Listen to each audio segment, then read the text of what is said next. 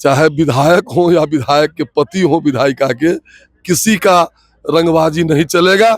अगर गलत किए होंगे तो कार्रवाई होगी। इसमें स्पष्ट है कि उन्होंने नौकरी के बदले जमीन ली है, उनको कानून का सामना करना पड़ेगा और इस केस में कठोर से कठोर कार्रवाई भी हो जाएगी। ये सब एक बहाना है चुनाव।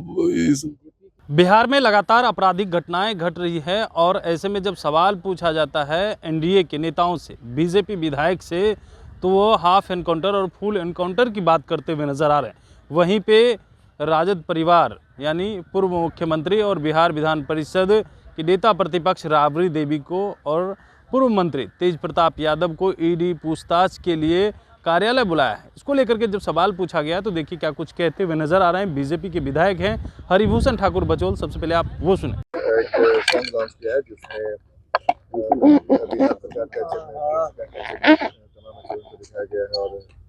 जाहिर है कि चुनाव होने वाला है और इस साल इस देश में बिहार विधानसभा का चुनाव होने वाला है।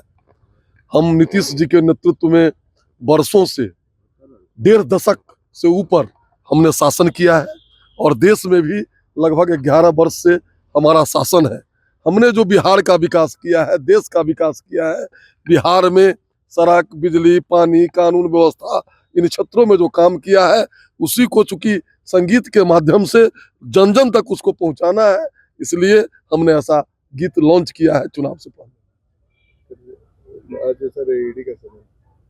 देखिए, न्यूटन का सिद्धांत है कि प्रत्येक क्रिया के विपरीत प्रतिक्रिया होती है और हम लोग सनातन संस्कृति को मानने वाले हैं। उसमें कहा गया है कि जैसी करनी वैसी भरनी। जिसने भी इस देश को लूटा है, जिसने भी अवैध तरीके से संपत्ति कमाया है, उसके पीछे ईडी जा रही है और जो लूटा है उसको लौटाना पड़ेगा, कानूनी कार्रवाई का सामना करना पड़ेगा। देखिए, सारी दुनिया जानती है कि औरंगजेब एक क्रूर शासक था। उसने अपने पिता को भी तरपा तरपा के मारा, अपने भाई का गर्दन काट करके और दिल्ली के सड़कों पर घुमाया। उसको कुछ लोग संरक्षण दे रहे हैं और उनको महिमा मंडित कर रहे हैं। नागपुर में जो घटना हुई है उसी के निमित्त है। ये लोग जो शांति बर्दाश्त नहीं कर रहे हैं, विकास बर्दाश्त नहीं कर रहे हैं और इस्लामिक स्टेट भारत को बनाना चाह रहे हैं। जो भी नागपुर में किया है उस पर कठोर से कठोर कार्रवाई होनी चाहिए। सर, लैंड फॉर जॉब मामले में राबड़ी देवी और तेज प्रताप यादव को ईडी कार्यालय, देखिए, हम पर क्या नहीं आया है, आप पर क्यों नहीं आया है।